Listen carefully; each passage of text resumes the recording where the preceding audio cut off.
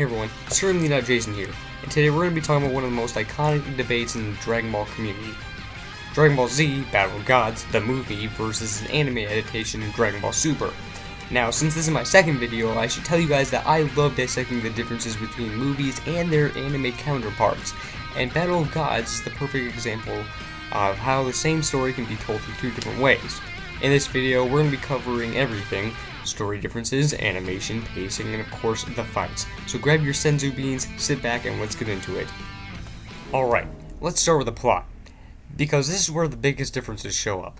In the movie, the story is streamlined, 85 minutes of tight storytelling. Beerus wakes up after a long nap, comes to Earth looking for the Super Saiyan God. Goku and the gang try to figure it out. We get the Super Saiyan God ritual, and then Goku faces off Beerus. Simple, right? Well, yes, and it works.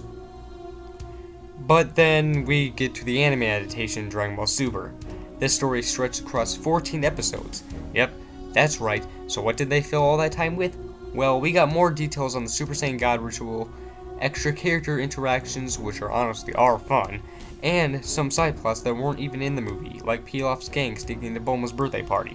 Now for me, while it's cool to get more world building and character moments in the anime, the movie's pacing is just tighter and keeps things more focused. So already we're seeing how these two versions tell the same story in pretty different ways. Okay, next up, the fights. And this is where things get really interesting. In the Battle of Gods movie, the fights are clean and fast-paced. You can really tell they poured their budget into the animation here, and it shows.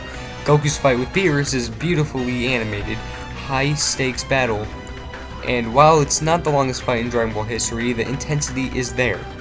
But in the anime adaptation, let's just say the fights are a bit more drawn out.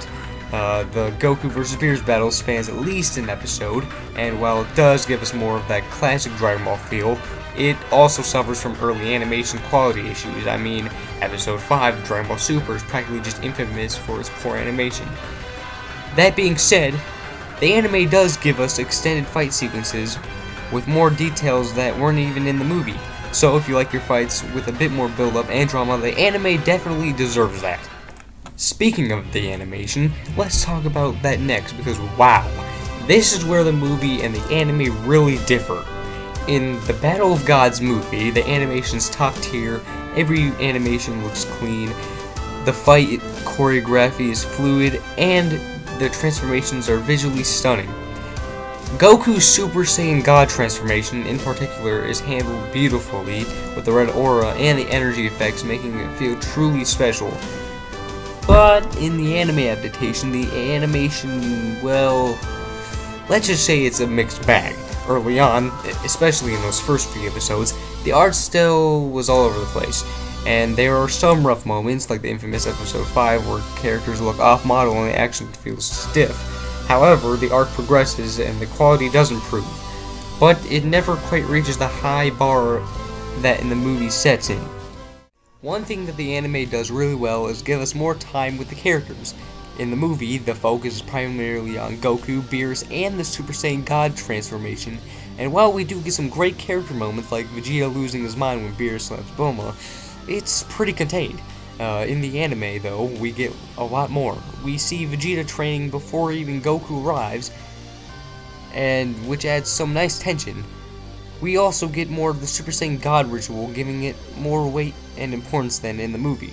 And let's not all forget the fun moments with Pilaf's gang sneaking around during the birthday party. These little additions help flesh out the world and give more context to the characters. So if you're someone who enjoys spending more time in the Dragon Ball universe, the anime adaptation definitely has that going for it. Finally, let's talk pacing.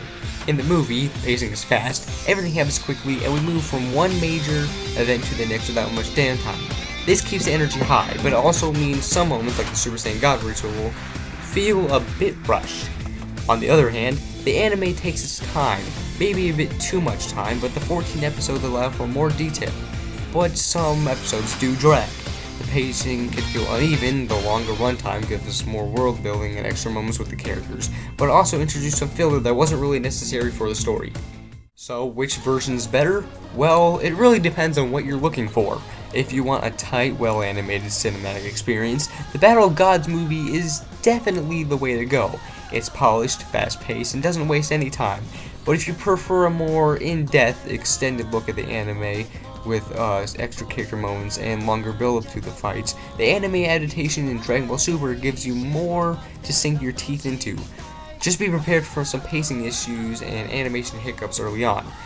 Personally, I think both have their strengths, and it's cool to see how the same story can be told in two completely different ways. But hey, that's just me. What do you think? Do you prefer the movie or the anime arc? Let me know in the comments. Don't forget to like, subscribe, and hit the notification bell for more Dragon Ball content like this. Until next time, stay awesome, and I'll catch you in the next video.